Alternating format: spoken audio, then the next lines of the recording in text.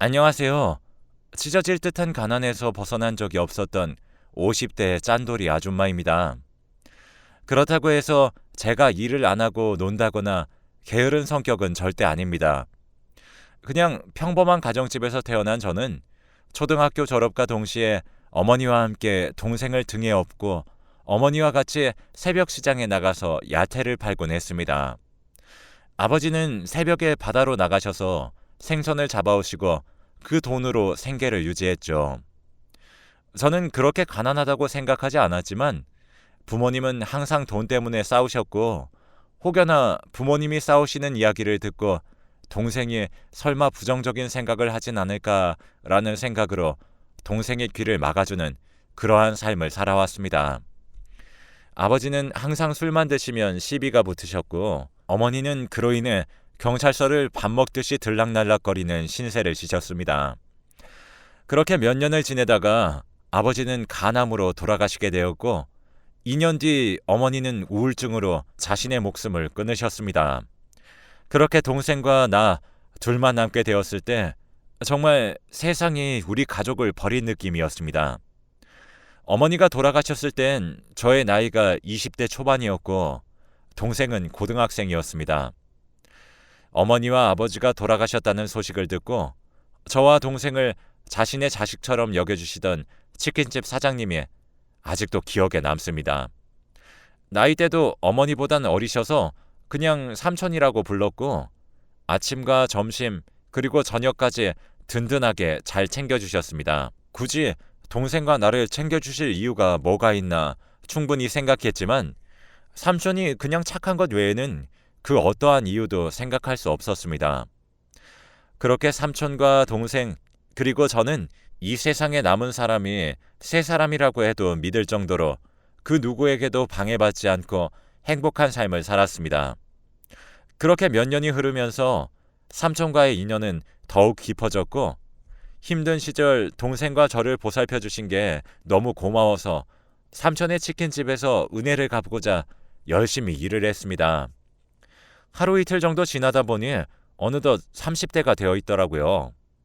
그러던 어느 날 제 휴대폰으로 갑자기 전화가 와서 받아보니 굵직한 목소리의 남자가 "여기 경찰서인데요. 경찰서로 좀 와주세요."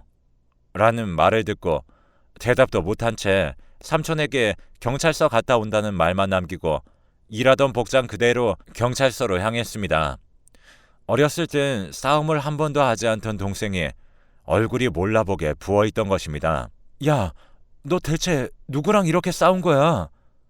동생이 아무 말도 안 하고 고개를 떨구며 한숨만 내쉬더군요. "아니, 대체 무슨 일이냐고. 말을 해야 알 거 아니야." 동생이 아무 말도 하지 않자 앞에 계시던 경찰관 한 분께서 제 동생이 도둑질을 했다는 말씀을 하시더라고요. 저는 나와 같이 몇십 년을 살아온 동생이 맞는 건가 싶을 정도의 의문이 들더라고요. 어떻게 해야 할지 앞길이 막막했습니다. 무슨 도둑질을 했나 했더니 아침에 일어나서 한 아파트 건물로 들어가서 현금을 가져갔다고 하더라고요. 정말 경찰의 이야기를 듣고 몇 달은 밤에 불면증에 시달렸습니다. 그러다가 갑자기 그 집 피해자 여성분이 경찰서로 도착하셨고 손이 발이 되도록 동생과 무릎을 꿇고 빌었습니다. "제발 용서해 주신다면 어떠한 것이든 다 하겠습니다." 말이 끝나기 무섭게 그 아가씨께서 몇 분을 조용히 계시더니 10분쯤 지났을까? "합의해 드릴 테니까 700만 원만 좀 줄래요? 원래 1000만 원으로 하려다가 이렇게 사과하시니 좀 줄여드린 거예요." 그런데 이게 통장에 70만 원도 없던 터라 정말 앞길이 막막했습니다. 동생과 저는 이 나이 먹도록 돈 한 푼 없었습니다. 아버지가 남기고 가신 도박빚을 갚느라 항상 빚독촉에 시달려야만 했었거든요. 그래서 아버지가 미웠습니다. 하지만 우리 가족의 가장이셨고 제가 가장 존경하는 우리 엄마가 사랑했던 사람이었으니까 그냥 내가 미워해서 뭐 하겠냐라는 생각을 갖고 살아가고 있습니다. 일단 그 피해 여성분에게 일주일의 시간만 달라고, 그리고 연락처만 받고 다시 치킨집으로 일하러 들어갔습니다. 가게에 들어오자마자 삼촌이 놀란 표정으로 대체 무슨 일인데? 라는 말씀을 해주셨고, 상황 설명을 다 해드리자 삼촌께서 내가 그 700만 원 갚아줄게 라고 하셨습니다. 삼촌께는 괜찮다고 말씀드렸지만 정작 삼촌 아니었으면 제 동생은 교도소에 가야 할 상황이었기에 죄송하지만 또 삼촌에게 신세를 지고 말았습니다. 우리가 무슨 그냥 친한 사이냐? 이 정도는 뭐. 그 한마디가 너무 고마울 뿐이었습니다. 그리고 너무 충격적이었던 저는 동생에게 제발 못 배운 거 티 좀 내지 말라며 마음에도 없는 심한 말을 내뱉었지만 동생으로 인해서 피해를 받은 여성분을 생각하니 정말 죄송스럽기만 했습니다. 그렇게 충격적인 하루를 보내고 이제 평화로운 하루를 보내나 싶었던 찰나에 또 저에게 소개팅 제의가 들어왔습니다. 삼촌의 지인 중 저와 나이가 비슷한 카페 사장님이 있는데 한번 소개팅 해보는 건 어떠냐고 하시길래 딱히 연애 생각은 없었지만 흔쾌히 승낙을 하였습니다. 수요일 낮 12시쯤 분위기 좋은 파스타집에서 만난 카페 사장님과의 소개팅은 아주 성공적이었습니다. 제가 아프다고 하면 새벽인데도 집으로 찾아와 간호해주고 비가 오나 바람이 부나 언제나 늘 한결같이 무서운 밤길을 같이 걸어 집까지 데려다주고 아주 자상한 카페 사장님을 만나서 좋은 사람을 만나게 해준 삼촌한테 너무 고마웠어요. 그래서 치킨 가게 일도 소홀히 하지 않았고요. 무엇보다도 힘들 때 가장 가까이 가장 오래 함께했던 동생에게 미안해졌습니다. 그렇게 남의 집 도둑질을 할 때 정작 나는 뭐하고 있었나, 동생이 그런 짓을 한 것이 오히려 제 탓 같아서 너무 심란했습니다. 그래서 동생과 오랜만에 단 둘이서 술 한잔을 기울였죠. 치킨집 일을 끝내고 집으로 가는 길에 동생과 편의점에 잠깐 들려서 맥주 3개, 소주 3병을 사고 진솔한 대화를 나누기 시작했어요. 기억이 잘 나진 않았지만 동생이 한 말이 너무 충격적이어서 그 말 한마디만 기억을 했습니다. 누나, 그거 내가 하고 싶어서 한 거 아니야. 라는 말과 함께 동생이 취해서 잠에 들어버렸습니다. 다음날 아침에 저는 동생이 어젯밤 술 취해서 이야기를 한 것이 대체 뭘 말하고 싶었던 것인지 예상이 되지 않자 동생이 일어나자마자 어제 대체 나에게 한 얘기가 무엇이냐고 따져 물었습니다. 그러자 동생은 기억 안 나는데? 내가 그런 얘기를 했다고? 라며 오히려 저에게 질문을 던졌습니다. 사실 동생이 그런 말을 하고 기억이 나지 않을 것이라는 건 예상은 했지만 전혀 찔려하는 것이 없어 보여서 그냥 제가 잘못 알아들은 건가 싶은 생각이 들어서 넘어갔습니다. 또 일상으로 돌아와 돈 벌기에 정신이 없었어요. 어느 날 제가 휴대폰을 떨궈서 제 전화를 사용 못하는 상황이 있었습니다. 결국 저는 당분간만 삼촌 휴대폰으로 전화 받을게 라는 말에 흔쾌히 허락해준 삼촌에게 고마운 마음으로 열심히 일을 하고 있었어요. 그러던 중 갑자기 동생의 전화번호로 문자가 오길래 삼촌이랑 둘이 따로 연락을 할 정도로 친한가 보다라는 생각을 갖고 동생과의 문자 내용을 보게 되었습니다. 왜 항상 불길한 예감은 이렇게 적중하는 것일까요? 의미를 알 수 없는 이상한 숫자들로만 삼촌이 문자를 동생에게 전송을 했던 것입니다. 문자 내용에는 13-2.3 이라는 내용이 적혀져 있었습니다. 이렇게 삼촌이 문자를 전송하면 동생은 완료라는 단 2글자의 말을 남겼습니다. 물어보고 싶었던 것이 너무 많았지만 지금은 확실한 물증은 없고 저의 심증만이 있어서 어떠한 이야기도 못했어요. 제가 하나도 모르는 상태에서 섣불리 물어봤다가 진실이 더욱더 안 밝혀질 수 있겠다라는 생각으로 그냥 보고도 모른 척을 했습니다. 그렇게 오전과 오후 장사가 끝나고 삼촌은 저에게 너 혹시 문자 봤어? 라는 질문에 저는 무슨 문자? 아니 뭐 날라왔어? 라며 모른 척을 했습니다.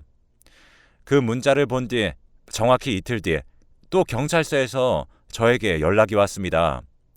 동생 때문에 또 와주셔야 된다고. 조금은 예상은 했지만 그 예상이 맞지 않길 바랬습니다. 동생분, 또 현금 훔쳤어요. 라는 말을 듣고 저는 정신이 멍해졌고 갑자기 며칠 전 동생과 삼촌의 문자 내용이 떠올랐습니다. 그리고 저는 동생에게 너 내 눈 똑바로 쳐다봐. 이거 누가 시킨 거지? 라는 질문을 했습니다. 동생은 옛날부터 부모님께 혼날 땐 눈을 제대로 쳐다보면 거짓 없이 말하는 습관이 들어져 있던 터라 동생이 뭐라고 하든 좋으니까 제발 자신이 한 것만 아니라는 말을 하기 바라며 눈을 똑바로 쳐다보라고 말을 했습니다. 그러자 동생이 사실 삼촌이 시켰어.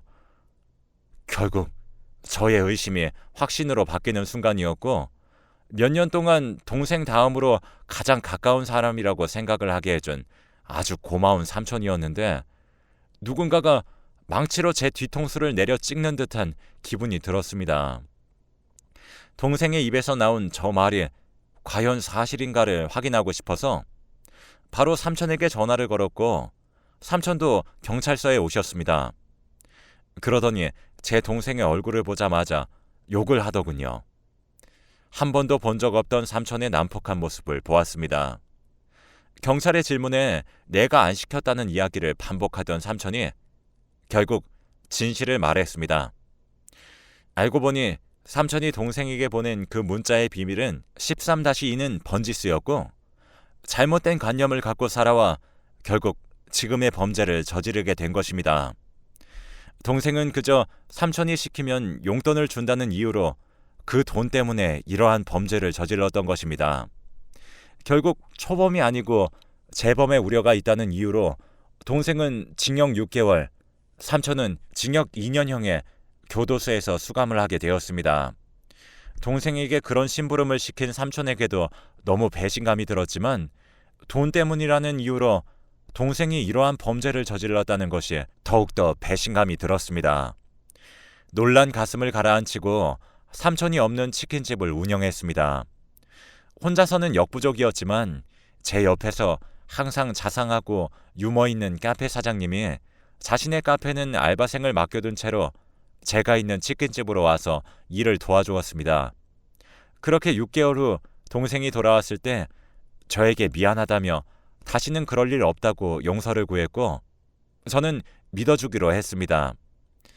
열심히 치킨집을 셋이서 운영하다 보니 어느덧 1년 6개월이라는 시간이 더 지나 삼촌이 제 눈앞에 나타났을 때 지금까지 쭉 봐왔던 삼촌의 모습과는 전혀 다른 모습이었습니다. 살도 10kg이나 빠진 상태로 출소를 하셔서는 저에게 실망을 주어서 미안하다는 진심 어린 사과를 하셨습니다.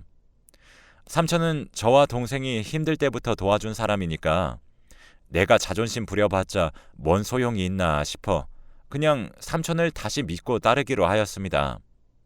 그렇게 카페 사장님과 삼촌 그리고 동생과 저는 정말 가족보다 더 가까운 사이로 지내던 중 동생은 평범한 회사원을 만나 좋은 가정을 꾸렸고 저도 카페 사장님과 3년 정도 연애를 이어오다가 서로 나이도 있다 보니 얼른 결혼하자는 이야기가 나오게 되었습니다. 그래서 선선한 바람이 불고 꽃향기 가득한 봄에 모두의 축복을 받으며 결혼식을 올렸고 법적으로도 부부가 되었습니다. 카페 사장님이 남편이 되었을 때 매우 행복했지만 카페의 일보단 삼촌이 운영하시는 치킨집의 일을 도맡아 열심히 도와드렸습니다.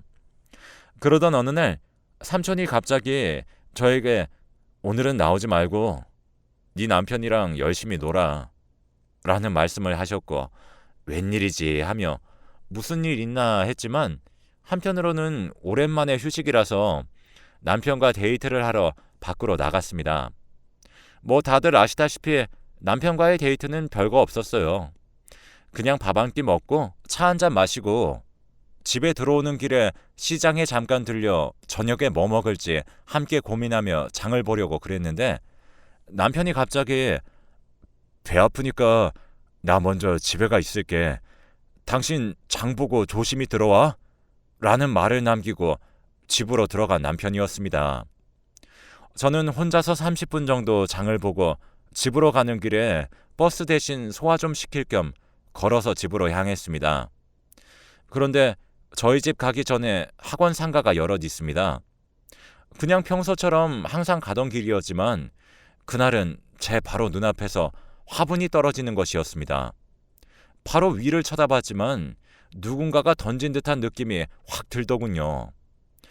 진짜 깨진 화분의 조각을 보면서 만약에 내가 저것을 맞았더라면 이 세상 사람이 아닐 수도 있겠구나라는 생각이 확 들었고, 저는 손다리가 떨리는 상태로 집으로 황급히 머리를 가방으로 보호하며 뛰어갔습니다. 그런데 집에 먼저 도착해 있어야 되는 남편이 집에 없던 것이었습니다. 한 10분쯤 흘렀을 무렵에 남편이 들어왔습니다. 여보, 어디 갔다 왔어? 라는 말을 하자 남편은 집으로 가는 길에 진짜 도저히 안 될 것 같아서 은행 화장실 쓰고 집으로 바로 들어왔지. 이때 왜 저는 남편을 의심하지 않았을까요? 아직도 후회가 됩니다. 그때 저는 당시에 가장 의지하는 것이 남편이었다 보니 남편에게 집에 돌아오는 길에 이러한 일이 있었다며 상황 설명을 다 해주었는데 남편이 매우 화를 냈습니다. 세상에 정신 나간 것들 많으니까 조심해 라고 말하던 남편이 그때는 정말 너무 고마웠고 이 사람이랑 결혼을 잘했다라는 생각이 들었죠. 그러한 일이 있고 일주일도 채 되지 않아서 하루는 저에게 이런 일이 생겼었습니다.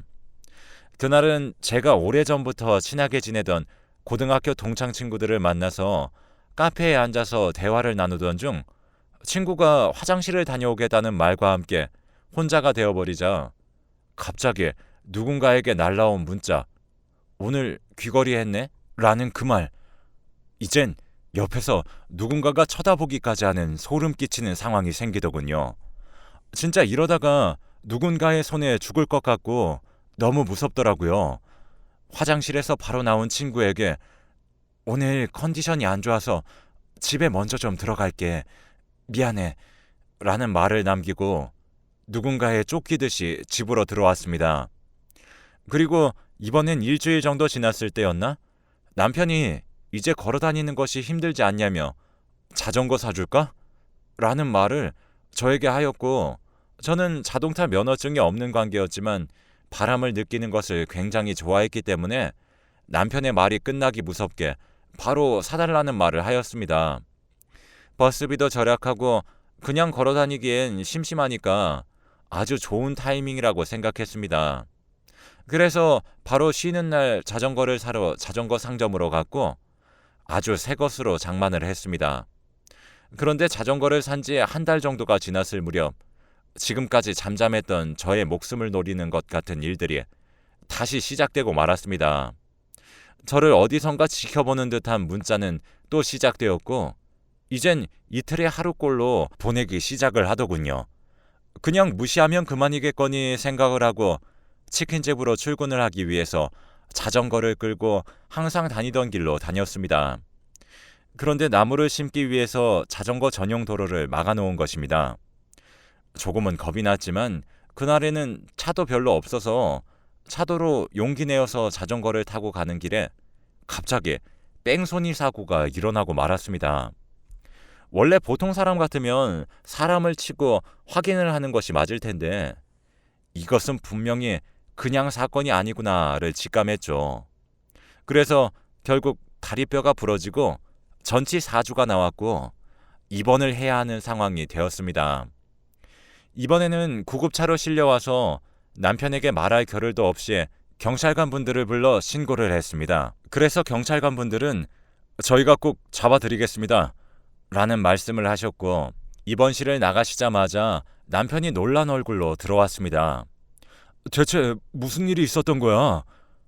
역시 나를 진심으로 걱정해주는 사람은 우리 남편밖에 없구나 라는 생각을 했을 때 삼촌도 과일 한 박스를 들고 들어오시면서 괜찮아? 많이 다쳤어? 라는 말씀을 하셨습니다. 한동안 결혼 때문에 바빠서 제대로 얼굴도 못 보던 동생도 병문안으로 와서 매우 놀라합니다. 그래서 저는 얼른 집에 가서 와이프나 놀아줘 라는 말을 하자 동생이 범인 누군지 잡으면 내가 진짜 가만 안 둬 라는 말을 하였고, 동생의 그 말이 얼마나 든든했던지 너무 고마울 따름이었습니다.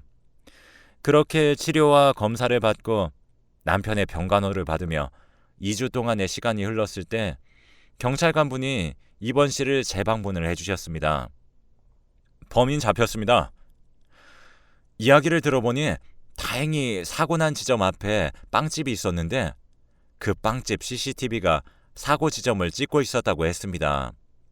그래서 정말 다행이구나 라는 생각을 했고, 잠깐 경찰서로 가주셔야 될 것 같습니다 라고 그러셔서 범인이 대체 누구일까 라는 생각과 함께 남편이랑 경찰서로 향했습니다. 그런데 이미 경찰서에는 삼촌이 와 계셨습니다. 삼촌이 벌써 범인 때려잡으려고 일찍 도착한 거야? 그랬더니 삼촌은 아무런 말씀도 하지 않으셨습니다. 갑자기 형사 한 분께서 일어나셔서 제 남편에게 당신도 앉으세요 라는 말씀을 하셨습니다. 대체 이게 어떻게 된 상황인지 알 길이 없었습니다. 그래서 형사님께 물어봤죠. 제 남편이랑 삼촌이 뭐 잘못했나요? 라는 말을 건네자 형사님께서는 이 두 분이 범인이라고요. 정말 그때의 기분은 어떠한 말로도 표현할 수가 없었습니다. 어떻게 된 상황인지 이야기를 들어보니 충격적이었습니다. 애초부터 남편은 저의 보험금을 노리고 저와 같이 결혼을 한 것이라며 제가 죽으면 삼촌과 그 돈을 분배하려고 했던 것입니다. 삼촌은 그래서 저에게 그 사람을 소개시켜 준 것이었죠. 결국 뺑소니의 범인도 이상한 문자를 보낸 것도 화분을 떨고 나를 다치게 만들려고 그랬던 사람 모두 삼촌과 남편이 꾸민 짓이었습니다. 알고 보니 삼촌과 남편은 서로 아빠가 다른 형제였고 서류상으로는 남남으로 되어 있었던 것이었습니다. 진짜 드라마에서만 일어날 것 같은 일이 저에게 일어나자 이제 앞으로 어떻게 살아가야 되나 싶었습니다. 남편은 돈 때문에 일부러 결혼을 했지만 저를 죽이고 싶지 않아서 화분을 일부러 일찍 떨군 거라고 말을 합니다. 오히려 이 말에 고맙다고 반응을 해야 하는 건지 이걸 변명이라고 하는 것인지 정말 알다가도 모르겠더라고요. 무엇보다 제일 궁금한 것은 삼촌이 어떻게 나올까였습니다. 남편처럼 변명조차 안 하시고 아무런 말도 하지 않으시면서 저에게 계속 미안해라는 말만 하시던 삼촌이 정말 있던 정 없던 정 다 떨어지더라고요. 사람의 외로움을 이용하고 돈을 이용해서 사람들의 마음을 갖고 놀고 사람의 생명까지 앗아가려고 그랬던 삼촌이 정말 더 이상 보고 싶지도 않았습니다. 물론 그래서 저는 남편과 지금 이혼한 상태이고 그 동네를 떠나 새로운 곳으로 이사를 왔습니다. 동생과는 아직도 사이좋게 지내고 있고 삼촌과 남편의 이야기를 듣고서는 대성통곡을 하더군요. 그러면서 내가 못 지켜줘서 미안해 라는 말을 저에게 하는데 되려 제가 미안하더라고요. 하지만 저에게 제일 미안해해야 될 사람은 삼촌입니다. 역시 사람은 고쳐 쓰는 것이 아니라고 말을 합니다. 남이 고쳐 쓴 것을 제가 가져다가 쓰는 것입니다. 그리고 힘들고 외로울 때 다가온 사람에게 너무 마음 주지 마시고 나 자신만을 믿으세요. 저는 새로운 동네로 이사를 와서 지금은 인테리어 공부를 해서 인테리어 쪽 일을 합니다. 완전히 새로운 인생을 살고 있습니다. 여러분들도 힘든 일이 있을 땐 누구에게 기대려고 하지 말고 나 혼자 일어서는 방법을 연구하고 연습해 보세요. 긴 글 읽어주셔서 감사합니다.